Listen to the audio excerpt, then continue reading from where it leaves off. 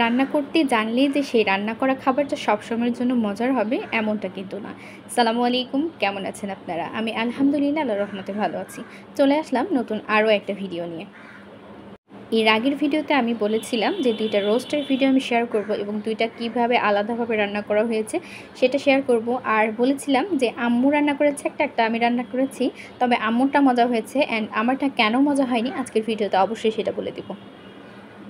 ফার্স্টেই আমি যে লেগ পিস যেটা ছিল বা রোস্টের যে মাংসটা সেটা ধুয়ে পরিষ্কার করার পর সেটা ম্যারিনেট করেছিলাম একটু লবণ আর লেবু চিপে দিয়ে। তারপরে সেটাকে একটা তেলে ফ্রাইং প্যানে তেল দিয়ে সেখানে ভেজে নিয়েছি। সেই তেলে আমি একটু ঘি দিয়ে পেঁয়াজগুলো ছেড়ে দিয়েছি। আর এখনকার আমার পেঁয়াজের অবস্থা দেখতে পাচ্ছেন যে অনেকটা পুড়ে গেছে, তাও অনেক ফেলে দিয়েছি আমরা। আলাদা করে আম্মু বলেছিল যে আবার না হয় পেঁয়াজ দিয়ে করা যাক, কিন্তু আমি বলেছিলাম থাক, দেখি সমস্যা নাই। পরে এটার গন্ধ লাগে, যার কারণে আমার রোস্টটা একদমই মজা হয়নি। তারপরে এখানে দিয়েছি যে আদা রসুন বাটা, এরপর কাঁচামরিচ বাটা, পেস্তা বাদাম দিয়েছি, টক দই ইউজ করেছি। এই পর্যায়ে আমি মনে হয় এখানে 3 থেকে 4 চামচের মতো টক দই ব্যবহার করেছি। তারপরে সেগুলোকে একদম ভালোভাবে মিক্সড করে নিয়েছিলাম। এত কিছু দেওয়ার পরও সেই যে একটা পোড়া গন্ধ বা পোড়া ভাব সেটা একদমই যায়নি। লাস্টে আমি একটু লেবুও চিপে দিয়েছি যেন সেই গন্ধটা না থাকে, বাট দুর্ভাগ্যবশত সেই গন্ধটা একটু ছিল, যার কারণে মজা লাগেনি। না হয় এই উপায়ে কেউ যদি রোস্ট রান্না করেন তাহলে আপনাদেরটা কিন্তু অনেক মজা হবে, কারণ আমি এরকমভাবে বাসায় এর আগে করেছি, বাট আজকে দুর্ভাগ্যবশত হয়নি। আর লাস্টলি আমি একটু যে ঘি দিয়ে নিচ্ছি, কারণ রোস্টে ঘি দিলে একটু ফ্লেভারটা অন্যরকম আসে, স্বাদ লাগে। সেকেন্ড রোস্টের রেসিপিটা আমার আম্মুর। এখানে আম্মু রোস্টের লেগ পিস নিয়েছিল মোটামুটি মনে হয় 5টা বা 6টার মতো।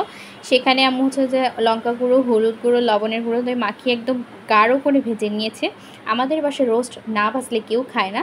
তারপরে ওই তেলেই আম্মু যে পেঁয়াজ দিয়েছে, তারপরে যে গোটা জিরে দিয়েছে, তারপরে তেজপাতা দিয়েছে, আদা রসুন দিল।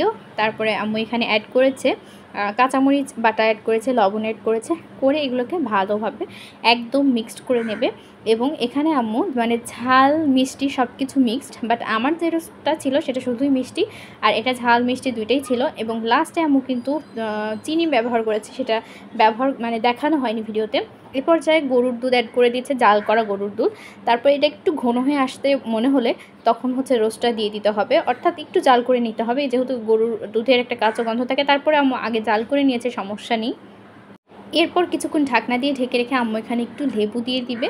লেবু দিয়ে লাস্টে শুধু যে ঘি অ্যাড করে নামিয়ে নিলেই হয়ে যাবে। অ্যান্ড আম্মুরটার কালার দেখেন অসম্ভব সুন্দর এসেছিলো, আর এত মজা হয়েছে। আমরা নর্মালি এরকমভাবেই খাই, বাট মাঝে মাঝে ওইরকমভাবে খাওয়া হয়, বাট এটা বেস্ট। আপনারা বাসায় ট্রাই করবেন এবং আমাকে জানাবেন কেমন হয়েছে। আমার এই ভিডিওটা আজকে এখানেই শেষ করছি। দেখা হবে অন্য কোনো একটা ভিডিওতে। সে পর্যন্ত সবাই ভালো থাকবেন, আমার জন্য দোয়া করবেন। আর হ্যাঁ, লাইক কমেন্ট শেয়ার করতে কিন্তু একদমই ভুলবেন না। আল্লাহ হাফিজ সবাইকে।